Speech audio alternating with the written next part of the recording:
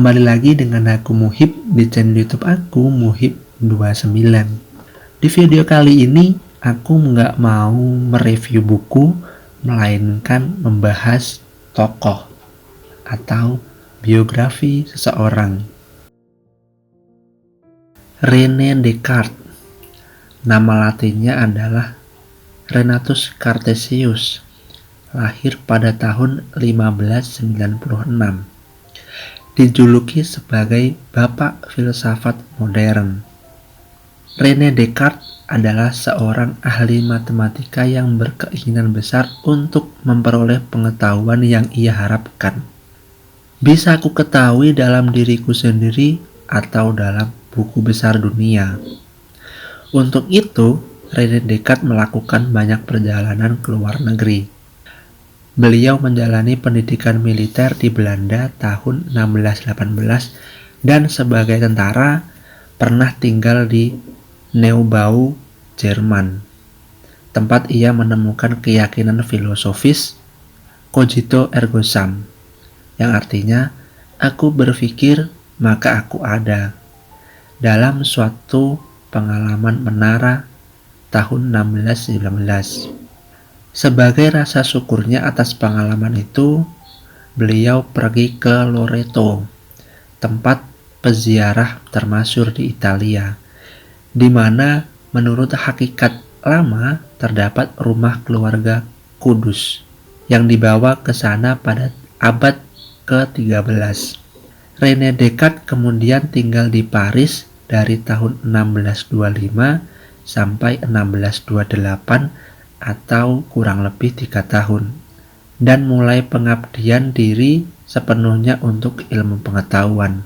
Kemudian René Descartes tinggal lagi di Belanda tahun 1628 dan di sana mendapatkan seorang putri dari kekasihnya, seorang pembantu rumah tangga pada tahun 1635. Sayangnya, putrinya meninggal saat berusia 5 tahun.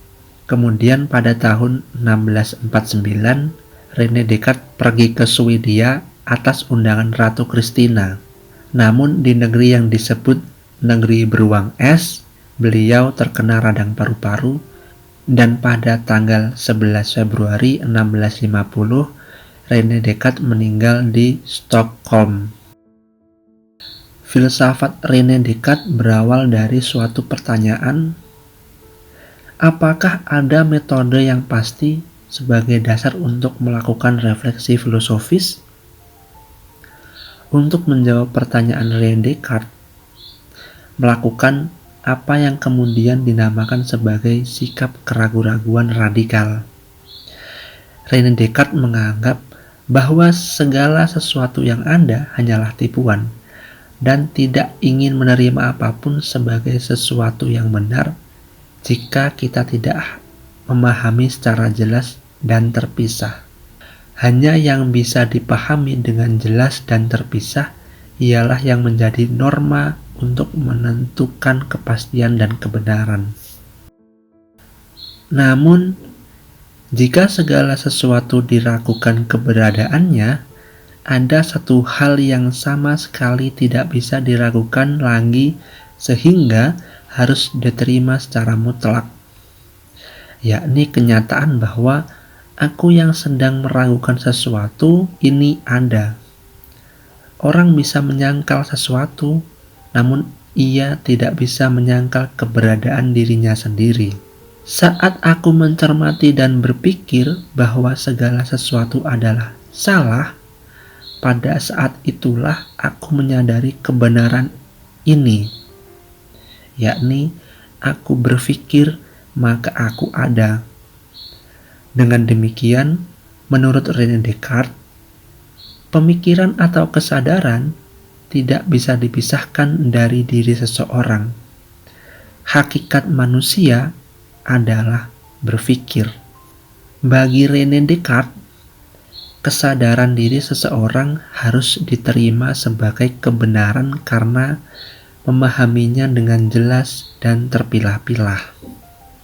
Menurut René Descartes, kesadaran diri atau cogito yang bisa dipahami dengan jelas dan terpilah-pilah merupakan dasar yang kuat bagi seluruh bangunan filsafat. Kesadaran ini pada masa itu menggeser posisi wahyu Allah sebagai sumber pengetahuan yang benar, seperti yang diajarkan pada abad pertengahan.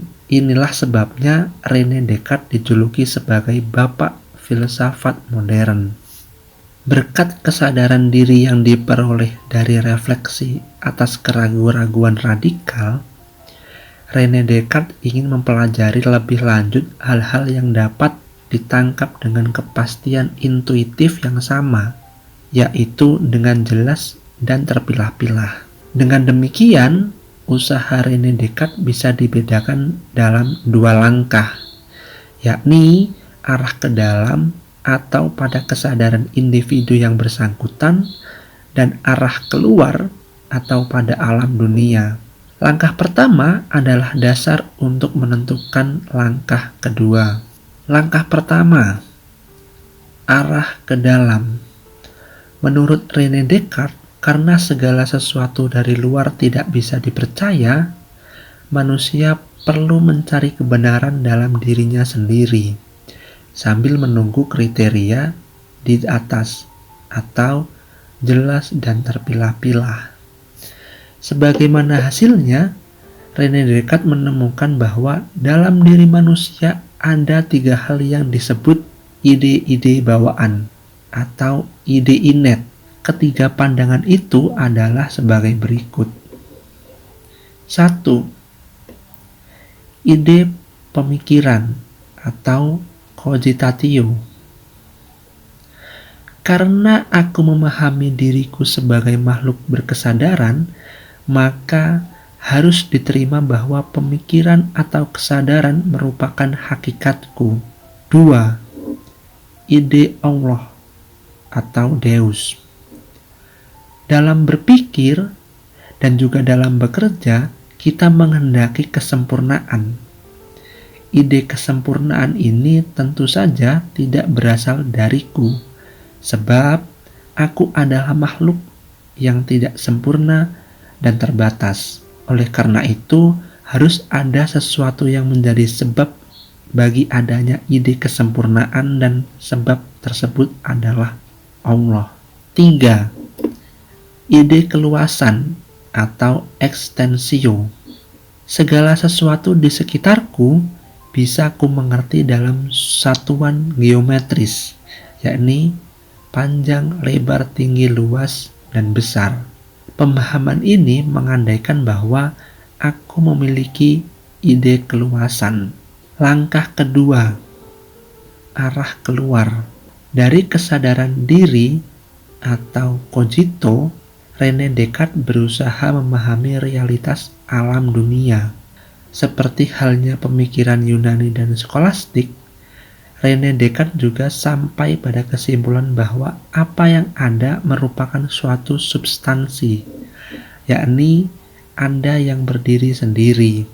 Menurut René Descartes, selain Allah, masih ada 2 substansi lain, yakni 1. Jiwa, yang dalam hal ini adalah pemikiran, dan 2. Materi atau keluasan. René Descartes mengatakan Allah sebagai wujud sempurna tidak mungkin menipu. Dengan jawaban ini, René Descartes menjadikan Allah sebagai penjamin kepastian pengetahuan mengenai realitas material empiris atau alam dunia. Proses pengetahuan diawali dari aku melalui Allah menuju dunia. Dilihat dari sisi objek materialnya atau dunia, Allah adalah yang pertama. Segala sesuatu berdasar kepadanya. Namun dilihat dari sudut proses pengetahuan, kesadaran manusialah yang pertama. Selanjutnya, ajaran tentang 2 substansi, yakni jiwa pemikiran dan materi keluasan, diterapkan René Descartes pada ajarannya tentang manusia. Manusia juga terdiri dari 2 substansi tersebut, yakni sebagai pemikir atau res cogitas dan tubuh sebagai keluasan, res extensa. Perlu ditekankan lagi bahwa menurut René Descartes, pemikiran dan keluasan ini adalah dua substansi, yakni dua hal yang masing-masing berdiri sendiri dan sama sekali tidak saling bergantung. Jiwa pemikiran tidak memiliki keluasan spasial, yakni panjang, lebar, luas, dan sebagainya. Sedangkan tubuh keluasan tidak memiliki kemampuan dalam berpikir. Dalam hal ini, René Descartes dapat dikatakan sebagai penganut ajaran dualisme tentang manusia. Itulah sebabnya ia menghadapi kesulitan dalam mengartikan pengaruh tubuh atas jiwa dan sebaliknya, pengaruh jiwa atas tubuh. Dari René Descartes, para pemikir pada masa selanjutnya mendapat dua warisan masalah, yakni masalah substansi dan masalah hubungan antara jiwa dan tubuh.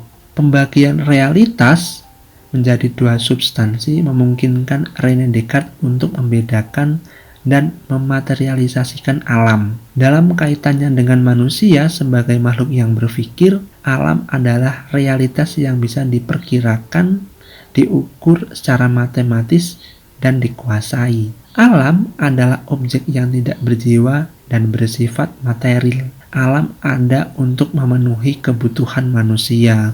Binatang misalnya, ia adalah mesin otomatis yang tidak mempunyai jiwa ataupun rasa dan bisa dipakai untuk segala kepentingan manusia. Kemajuan pengetahuan tentang alam adalah kemajuan penaklukan atas alam ini demi kesejahteraan bagi seluruh umat manusia. Bagi René Descartes, tugas berfilsafat adalah mendapatkan pandangan yang menjadikan hidup ini bisa menghasilkan buah, bukan mengusahakan pengetahuan yang bersifat teoritis atau skolastik.